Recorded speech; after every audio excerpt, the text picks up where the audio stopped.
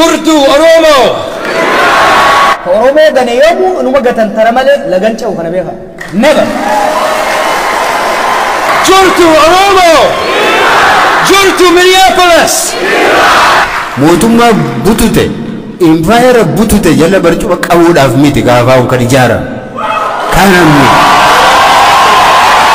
kanarraati shakkii tokko hin qabaatina dhiiga ijoollee keenyaati dhiiga isaaniitiin marree buddeen nyaachuu hin dandeenyu lubbuutitti kaffalamaa jira kana jala barcuma qabuu hin dandeenyu miti ittumna hin akeekkachiifna dhaabbadhu jennaa yoo isaan didan nus hin duulla isinis hin duuttu mootummaan immoo TPLF wajjin nanaasa garuu waraana bilisummaa Oromoo wajjin ninaasa'uu jechaa jira nummoo maal jenna haasa'uun dirqama yoo kana ta'uudhaa baate namuu waraana bilisummaa Oromoo ta'uudhaaf jira dhumarratti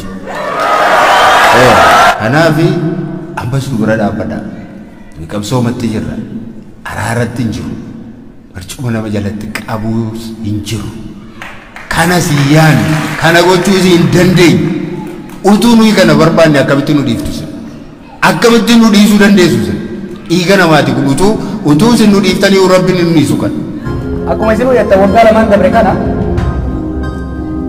rakkoo gurguddoo keessa dabre hedduun nurraa ajjeefame hedduun nurraa hidhame du'aaf ajjeechaa itti barannee jirra qabsoo gaafatti seennu akka duunuuf akka hidhamnu beeyneetitti seennu saniif baay'een gaabbinu kanu biraa wareegaman garaan nyaatanis garaan keenya gubatus hin gaabbinu qabsoo irratti wareegaman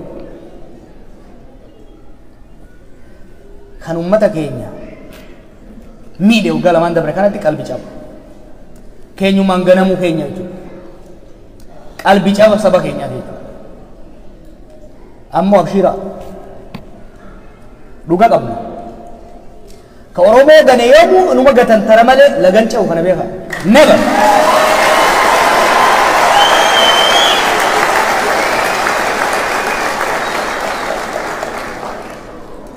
ummata dhugaa qabu ummata haqa qabu waan ta'e ummata bolola wayiitu hin qabne ummata ifi beelee ollaa nyaachisu waan ta'e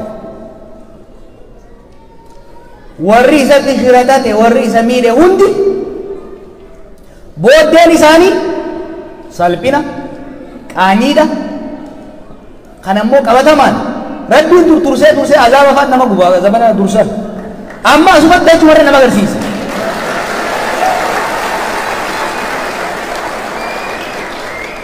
these days karma works really fast ubariin deemina fakkaate akka ajaa'iba dalaydii jechuudha kana jaala nan dubbisina dubbin nammaatti kaleessuma guyyaa kaleessaa eeguma nuyi as galleeti Oromoo irra waan gahaa jiru baay'een keessan nageessaniitu ta'a dheengadda kana torban kana keessa maal akka ta'aa ture baay'een keessan quba qabdu ta'a konkolaataa irraa buusanii jumlaadhaan akka fedhanitti ajjeesu biyya sana keessa ilma Oromoo harka isaa dudduubatti hidhaniitu rasaasaan tumanii ajjeesu kabajaan keenya hamma kana rukutame ormi kaleessa nu sodaatu har'a miidiyaatti ba'ee akka karaa isaatiitti waan barbaade nuun jedhee nutti dubbatee fayyaadhaan naqee rafee bula ijoolleen Oromoo gaafa sana qabsoo kana finiinsitee nuunis nu abdachiiftee mootummaa amma jiru kanas immoo jijjiirama jettee itti kennitee deebite baay'een ishee lubbuudhaan hin jirtu har'a baay'een isaanii lubbuudhaan hin jiran isaan kan mana hidhaa jiru isaan kan utuu biyyaa ba'anii utuu baqatanii galaana keessatti gammoojjii keessatti dhumaniiru isaan kan immoo rasaasuma mootummaa kanaatiin dhumaniiru warri hafe immoo mataa isaanii buufatanii dhokachaa as jecha achi jecha baqachaa akka bineensa biyya isaanii keessatti rifachaa jiraachaa jiru kun dhugaa har'a keessa jirudha kana dhoksuun hin danda'amu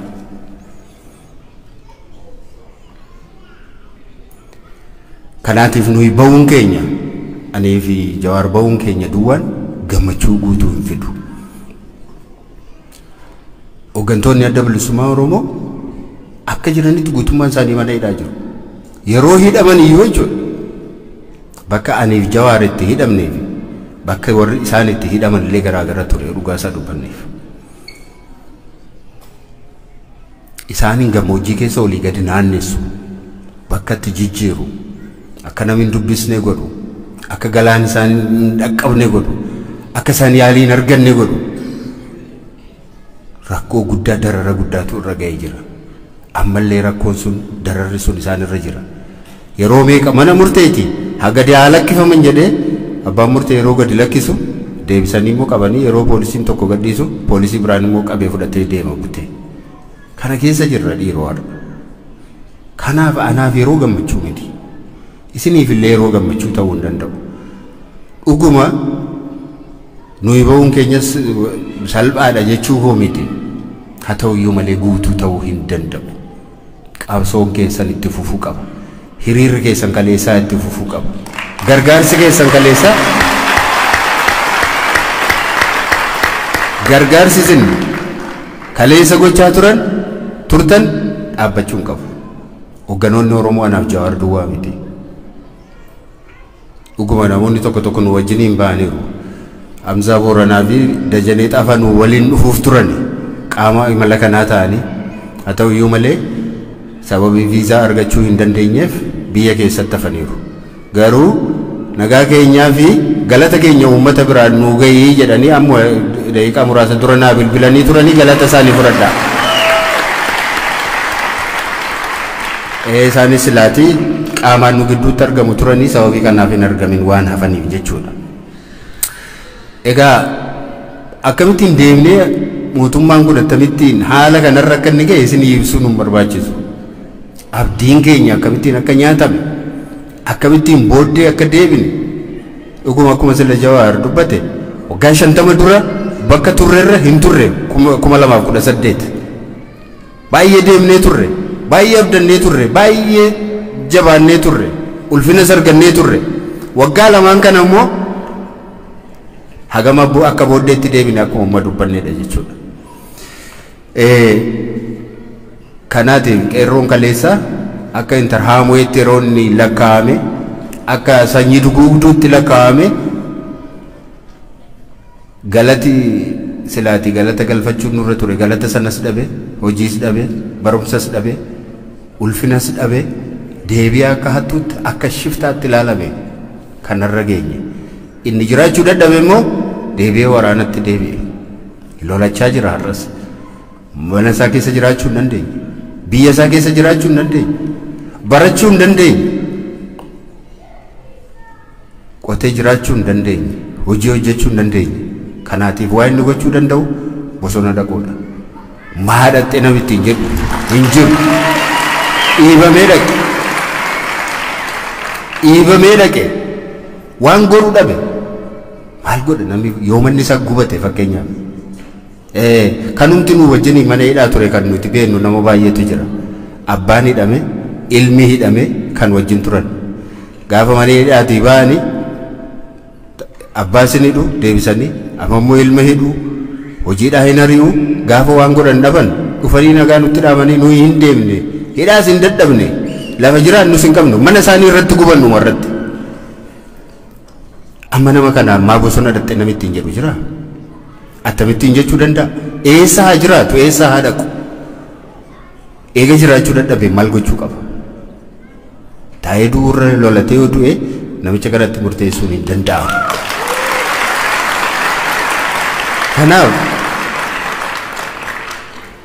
kanaaf haalli nuyi keessa jirru har'a fakkaata mootummaan addunyaa kanarratti mana qotee bula mana hiyyeessaa gubee bira dhaabate itti sirbu mootummaa Itoophiyaa malee argine hin beeknu nuti mootummaa nama osoo lubbuun jiru ibiddatti waadee gubee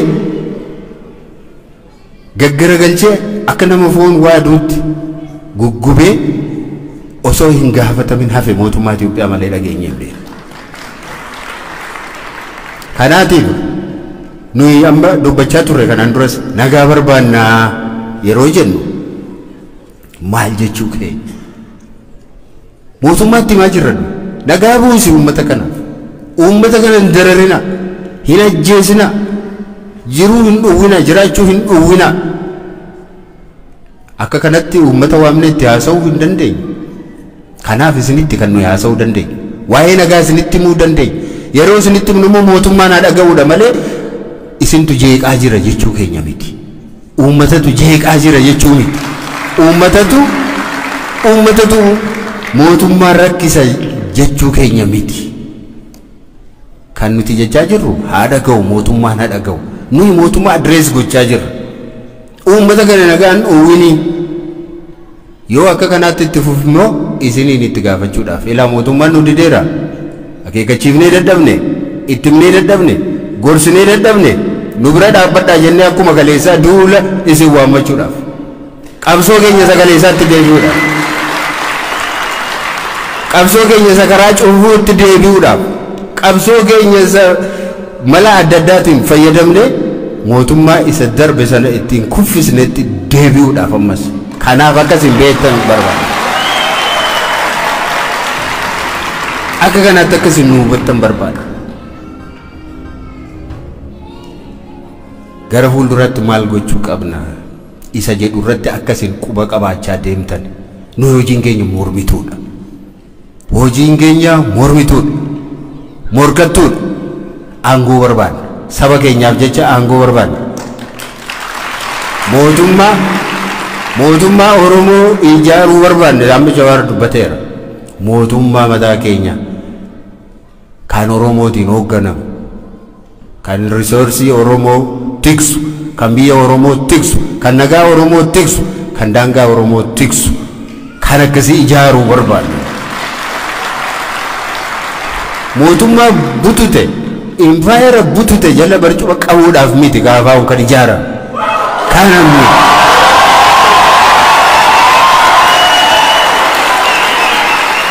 kana gochaas hin jiru kanarraati shakkii tokko hin qabaatina kana tiksuudhaaf hin jiru dhiiga ijoollee keenyaati dhiiga isaaniitiin marree buddeen nyaachuu hin dandeenyu dhiigatu jira eega nuti galma kana keessa seenneeti Oromoo meeqa du'e laata yoona meeqatu du'e laata otoo bilbiltanii gaafa sii baatan amma namni baay'een iddoo akkasiitti abaluu du'e iddoo akkasiitti yookaan feesbuukii yoo bantan wayii tokko argitu lubbuutitti kaffalamaa jira kana jala barcuma qabuu hin dandeenyu miti hin danda'amu ittimna hin akeekkachiifna dhaabbadhu jennaa yoo isaan didan nus hin duulla isinis hin duuttu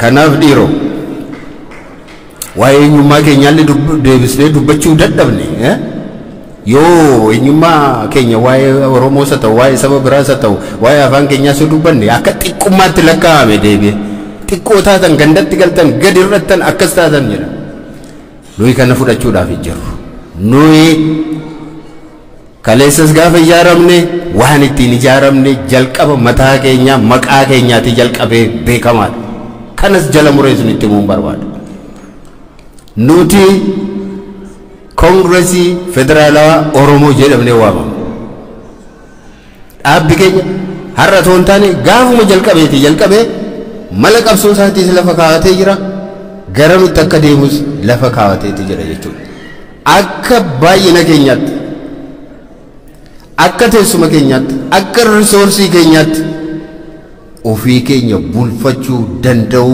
mirga kana gonfachuudhaaf falmachaa jira garba namaa ta'uudhaaf falmaa hin jiru sabaaf sablammii biraa wajjin nagaa jiraachuu barbaada garuu harka tokkoon wannoo ta'uun hin danda'amu nagaa namaa kenneef nagaadhaan wajjin jiraachuun barbaachisaadha Oromoon nagaa barbaada nuyi wannoo keenya keessa vaaliyuu keenya keessaati sana keessaati baanii hin beekne ammas kanumaaf qobsoo kanaatiif yeroo waa'ee nagaa yeroo haasofnu nuyi kanaan dura waggaa meeqa duraatii jalqabee tartiibatti hin deemaa jirru qabna maal jechuudha kun biyyi keenya rakkateera nagaa dhabeera beela'eera mootummaan nagaa dhowwateera warri diddan immoo mootummaa nagaa nu dhowwate kanaaf hin jilbeenfannu nus waraannee lollee duuna yookaanis immoo mirga keenya deeffanna jedhanii warri jiran immoo jiru. Kana gidduutti qoonni hin jiru. Dinagdeen guddataa hin jiru. Nagaan hin jiru. Baratamaa hin jiru. Rakkoo kanatu jira. Kanaatiif maal jenna nuyi? Dhaaba warri rukuttan. Uummataan jechaa jirra miti kana bara. Uummatatu rakkoo uuma jechaa hin jirru nuti. Inni tokko mirga isaatti falmataa jira. Inni tokko immoo ani mootummaadha jedhee waraana labsee jira. Kanaatiif lamaan keessanii dhaabaa. Dhaabaatii bakka tokko taa'atii gara mariitti deebi'a. Kanaatiif national dialogue yeroo jennu nuyi waraanni bilisummaa Oromoo, waraanni TPLF, mootummaan taa'anii dura haa mari'atan. Waraana dhaabuu irratti walii haa galanii jenna. Kana jechuun qawwee keessan kennaa jechuu keenya miti. Qawwee kennaa hin jennu nuti. Qawwee keessan kennaatii taa'aatii mari'adhaan jedha. Qawwee eega kennanii marii maalii barbaachisa? Marii hin barbaachisa. Kanaatiif lafa jirtan jiraadhaatii waan qabdan qabadhaatii taa'aatii mari'adhaa. Egeree biyya kanaa irratti taa'aatii mari'adhaatii murteessaa hin baasu. TPLF wajjin waltumanii daaraa wal godhanii wal mo'uu dadhabanii tomma deebi'anii taa'uudhaaf jedha. Mootummaan immoo TPLF wajjin nanaasaa garuu waraana bilisummaa Oromoo wajjin ni naasa'uu jechaa jira. Nu immoo maal jenna? Haasa'uun dirqama.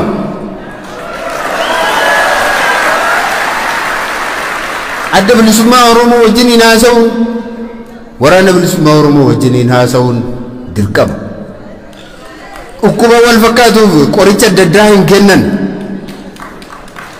Achitti mareetu baasa eega jedhameeti lolaa fi asittis mareedhuma duwwaatu baasa. Dhaanii mari'achuudha. Maaltu bosonatti isin geesse?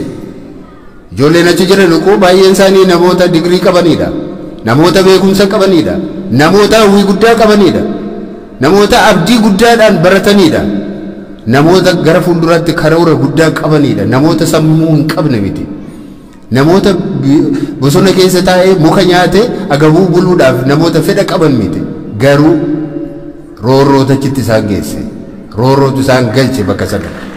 Kanaatiif wajjin haasa'uun barbaachisaadha. Maaltu isin geesse yoo maal guutame deebitu jedhee mootummaan taa'ee wajjin haasa'uun barbaachisaadha. Barbaachisaa qofa otoo hin taane dirqama jenna. Dirqama. Yoo kana ta'uudhaa baate namuu waraana bilisummaa Oromoo ta'uudhaaf jira dhumarratti.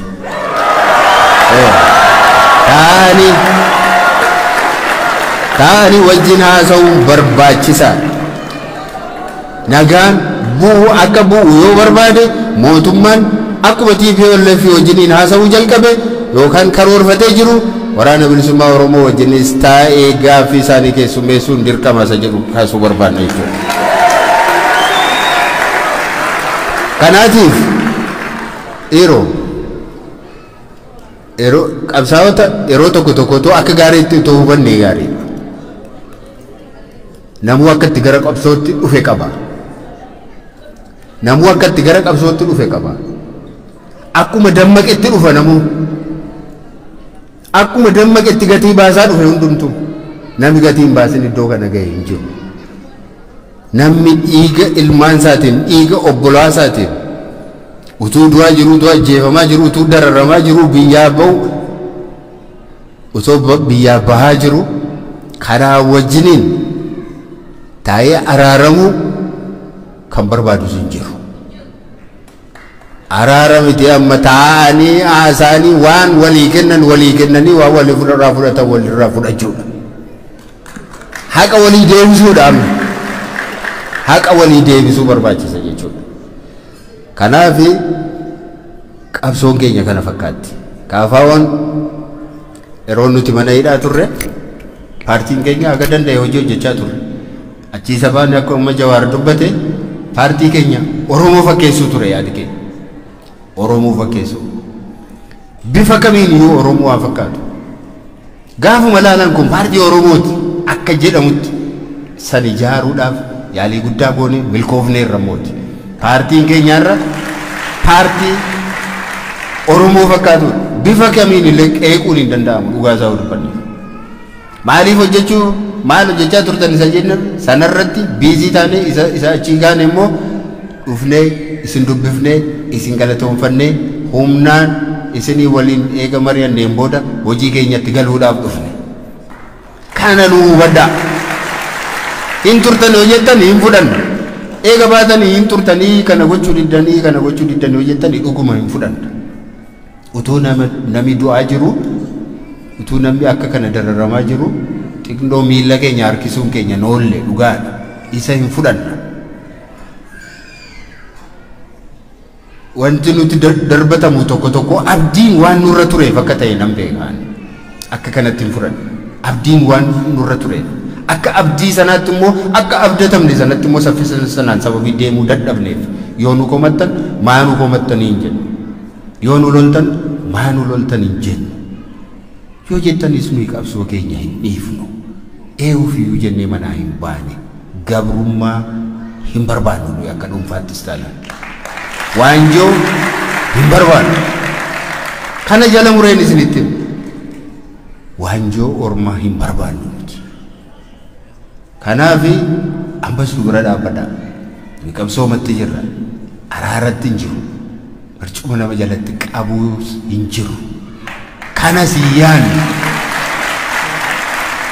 kana gochuus hin dandeenyu utuu nuyi kana barbaanne akkamitti nu dhiiftu sin akkamitti nu dhiisuu dandeessu sin dhiiga namaati kun utuu sin nu dhiiftanii rabbiin nu dhiisu kan rabbiin nu dhiisu hin danda'amu kanaaf ammas wal abdanna wal amannaa wajjiniin haa sochoonu gaafa nuyi karaarraa jallanne gaafa nu eeddanii nu dhabdanii eessa jirtan isinii maal taatanii kummaa badee kummaa karaarra jallateedhaa nu gaafadhaa eenyuun iyyuu sodaatina maal taate ati maal rakkoon kee jedhaati nu gaafadhaa garuu nu obsaa hojii batti jirra ittuma jirra hamma asii deebinutti nu obsaa kanumaan jechuu barbaadaa